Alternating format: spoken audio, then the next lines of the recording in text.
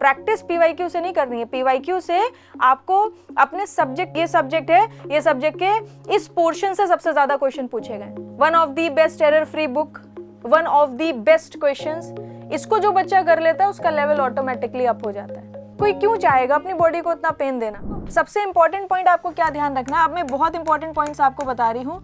RRB plus SSC, जो भी बच्चे ये दोनों जूनियर इंजीनियर के लिए जो आपके एग्जाम है, ठीक है, ये जो दोनों एग्जाम्स टारगेट कर रहे हैं, उनको क्या करना है, फोकस ऑन एंटायर सिलेबस, सारे सिलेबस पर फोकस करना पड़ेगा, ठीक है, फोकस ऑन एंटायर सिलेबस, पूरे सिलेबस पर फोकस करो, कभी हाई वेटेज लो वेटेज का प्रॉब्लम नहीं आएगा। RRB में भी जाओगे तो भी अच्छा करके आओगे, SSC में जाओगे तो भी अच्छा करके आओगे। दूसरी इंपॉर्टेंट चीज क्या देखी आपने, दोनों का सिलेबस 100% सेम है, the only difference is 2 subjects are extra in RRB JEE, अगर नॉन टेक्निकल की बात करें, एंड 1 और 2 subjects are extra in technical. जैसे सिविल इंजीनियरिंग में देखोगे तो आपसे रेलवे एक्स्ट्रा पूछ लिया जाता है, ठीक है, ब्रिज पूछ लिया जाता है, कुछ एक्स्ट्रा टॉपिक्स ऐसे हैं जो आपके आते हैं। बट अगर आप अच्छे से पूरा पढ़ रहे हो, जैसे अगर आप JEE 1 ईयर फाउंडेशन कोर्स में हो, ठीक है, मेडिजी का जो कोर्स चल रहा है जिसमें काफ़ी सारे स्टूडेंट्स पढ़ रहे हैं, तो ऑब्वियसली उसमें फिर आपको सारा ही कवर करा दिया जाएगा।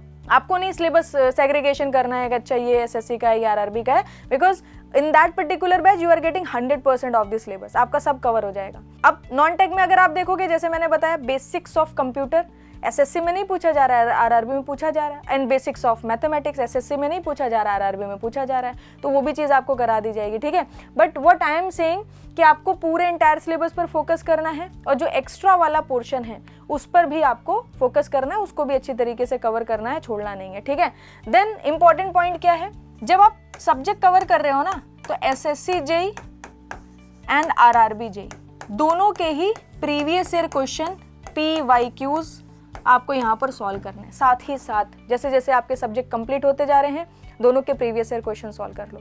दोनों के क्वेश्चन में मैं डिफरेंस बताऊं क्या है, यहाँ पर फैक्चुअल क्वेश्चन ज्यादा हैं, फैक्चुअल क्वेश्चन ज्यादा हैं यहाँ पर, ठीक है, काफी सारे कोड्स, डेटा, ये सारी चीजें ज्यादा पूछी जाती हैं।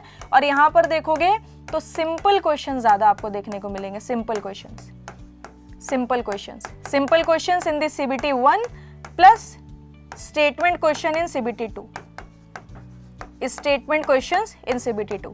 तो अगर आप दोनों एग्जाम्स को टारगेट करना चाह रहे हो, दोनों को क्लियर करना चाह रहे हो, फर्स्ट अटेम्प्ट में क्लियर करना चाह रहे हो, तो आपका एजेंडा क्या होना चाहिए, आपका एजेंडा होना चाहिए कि हमें यहाँ पे क्या करना है, सिंपल क्वेश्चन पर भी फोकस करना है, हमें फैक्चुअल क्वेश्चन पर भी फोकस करना है, हमें यहाँ पर स्मॉल न्यूमेरिकल पर भी फोकस करना है, स्मॉल न्यूमेरिकल्स पर भी फोकस करना है, ठीक है। इसी के साथ साथ हमें यहाँ पे स्टेटमेंट वाले क्वेश्चन पर भी फोकस करना है, स्टेटमेंट क्वेश्चंस, ठीक है। इसके लिए क्या करना पड़ेगा, देखो सबसे पहला मैंने फर्स्ट प्रेफरेंस आपको क्या बताया, PYQ should be your first preference, जो सब्जेक्ट कंप्लीट होने के साथ साथ ही खत्म हो जाना चाहिए। इधर सब्जेक्ट खत्म, इधर आपके सारे प्रीवियस ईयर क्वेश्चंस खत्म। That book is not for the extra practice purpose, कि अब मेरा सब्जेक्ट कंप्लीट हो गया, हमने सीख लिया, now I am going to do the practice. Practice PYQ से नहीं करनी है, PYQ से आपको अपने सब्जेक्ट को समझते हुए चलना है, ताकि आपको एग्जैक्टली आइडिया लग जाए किस पॉइंट से कि कहाँ से क्वेश्चंस पूछे जा रहे हैं। अच्छा, मैंने फ्लूइड मैकेनिक्स सब्जेक्ट पढ़ लिया है, तो क्वेश्चन कैसा पूछा जा रहा है, तो सब्जेक्ट अंडरस्टैंडिंग बढ़ेगी ना, पढ़ते जा रहे हो, क्वेश्चन करते जा रहे हो, so you are getting better understanding of this subject. और आपको ये भी पता चलता जाएगा कि अच्छा ठीक है, ये चैप्टर मैंने पढ़ा, इस चैप्टर में SSC JEE में यहाँ से क्वेश्चन पूछे जा रहे हैं, RRB JEE में यहाँ से क्वेश्चन, तो आपको वेटेज एनालिसिस भी पता चलती रहती है कि भाई ये सब्जेक्ट में ज्यादा क्वेश्चन कहाँ से पूछे जा रहे हैं। So you will get the exact idea कि भाई ये सब्जेक्ट है, ये सब्जेक्ट के इस पोर्शन से सबसे ज्यादा क्वेश्चन पूछे गए, तो वो एनालिसिस भी तो ब्रेन में सेव हो रही है ना। You got the idea about your subject कि कहाँ से क्या पूछा जा सकता है, क्या पूछा जा रहा है। तो PYQ should be completed along with your subject completion, ठीक है। अब यहाँ पर ये जो पोर्शन है, इस पे हम और कैसे फोकस कर सकते हैं और कैसे अपने आप को इंप्रूव कर सकते हैं, तो देखो स्टेटमेंट वाले क्वेश्चन के लिए, स्मॉल न्यूमेरिकल के लिए मैं हमेशा रिकमेंड करती हूँ ESE प्रीलिम्स के PYQs। One of the best error free book, one of the best error free book, one of the best questions, इसको जो बच्चा कर लेता है उसका लेवल ऑटोमेटिकली अप हो जाता है, और इसके अंदर ही आपके ये सब कुछ आ जाएगा, सारा आ जाएगा। That is the reason ESE and GATE students clearing all this examination very easily. What is the reason behind it? Because they are preparing for the engineering services examination. They are solving all the previous year prelims questions multiple times. तो जो base है ना वो वहीं से build हो गया. AC prelims के umbrella में सारे state के exams आ गए. So you need to do some extra hard work कि हमें भी prelims को reference मान के चलना है, उसके questions लगा के चलने हैं, ठीक है. इसके अलावा अगर simple factual ये सारे question पर focus करना है, then other जो आपके JEE के exams होते हैं, ठीक है, उसके PYQs, इवन मैं कहूँगी JEE और AE दोनों के आप प्रीवियस ईयर क्वेश्चंस सॉल्व करिए. आपका आराम से अच्छी तरीके से पूरा कॉन्सेप्ट भी क्लियर होगा, क्वेश्चन की अंडरस्टैंडिंग भी बढ़ेगी. और इसके बाहर कुछ भी नहीं है, सब कुछ इसके अंदर है. जितना कर लेता है उसको सारे क्वेश्चन समझ आते हैं. अच्छा ये यहाँ से पूछ लिया गया, वो वहाँ से पूछ लिया गया. They are able to solve the questions, ठीक है. तो ये कुछ चीज़ें हैं. अगर आप कंबाइंड प्रिपरेशन करने जा रहे हो तो आपको करना पड़ेगा. आपको पूरे सिलेबस पर फोकस करना पड़ेगा. हर एक सब्जेक्ट को शिद्दत से अच्छे से पढ़ो. जब तक वो समझ ना आ जाए तब तक आपको उसको पढ़ते रहना है. टाइम के हिसाब से नहीं भागना है, अंडरस्टैंडिंग के हिसाब से भागना है, ठीक है. तो कुछ बच्चे क्या करते हैं ना, जैसे 3 दिन में उनको 2 चैप्टर खत्म करने हैं, तो चैप्टर समझ आए ना आए हमें खत्म करना है, बस किसी तरीके से हमने फास्ट फॉरवर्ड करके चीज़ें देख ली. ऐसा नहीं करना है. आपको 2 चैप्टर अच्छी तरीके से समझने हैं. फोकस ये होना चाहिए कि मुझे इसमें 100% अंडरस्टैंडिंग हो जाए. तो उसके लिए आपको अच्छी तरीके से चीज़ें देखनी पड़ेंगी, टाइम देना पड़ेगा, डाइजेस्ट करना पड़ेगा कॉन्सेप्ट को, रिवाइज करना पड़ेगा, प्रैक्टिस करनी पड़ेगी, तब जाके वो चीज़ें आपको प्रॉपर तरीके से समझ में आने वाली हैं, ठीक है. तो दोनों के सिलेबस में बहुत ज़्यादा डिफरेंसेस नहीं है.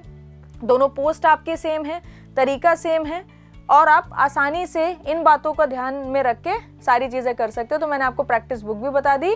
इसी के साथ साथ 1-2 चीज़ें और मैं हाईलाइट करना चाहूँगी. Content should be qualitative not quantitative. जो भी पढ़ रहे हो, जहाँ से भी पढ़ रहे हो, जैसा भी पढ़ रहे हो, आप बस ये चेक कर लो कि उसमें क्वालिटी है कि नहीं है. क्योंकि अगर आपने ऐसा कंटेंट कंज्यूम करा जो अप टू द मार्क ही नहीं है, जो एग्जाम के लेवल को ही टच नहीं कर रहा है, then you are going to face a lot of problem. आपको ऐसा लगेगा कि मैम मैंने सब्जेक्ट भी पढ़ लिया, मैंने प्रैक्टिस भी कर ली, फिर भी टेस्ट सीरीज में मार्क्स नहीं आ रहे हैं, फिर भी फाइनल एग्जामिनेशन में क्वेश्चन नहीं बन रहे हैं. Are you getting my point? तो क्वेश्चन आपके तभी बनेंगे, फाइनल एग्जाम के टेस्ट सीरीज में मार्क्स तभी इंप्रूव होंगे जब आपका इनपुट बहुत अच्छा होगा. Because test series and final examination is the output.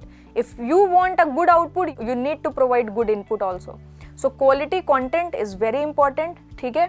उस पर आप फोकस करिए, सीरियसली प्रिपरेशन करिए. Preparation is a very serious task, kind of बहुत कंसिस्टेंट डिसिप्लिन वाला काम है. बोरिंग भी है. No one want to sit 8 hours on a daily basis for a long period of time, for 8 months, 10 months, maybe more than a year. कोई क्यों चाहेगा अपनी बॉडी को उतना पेन देना, ठीक है. आप चाहते हो कि गेम और फन में हमारे एग्जाम्स निकल जाएं, तो वो नहीं निकलने वाले. ये चीज़ आपको समझनी पड़ेगी. It's a very serious, discipline, consistent work. आप अच्छे से डेडिकेट करो.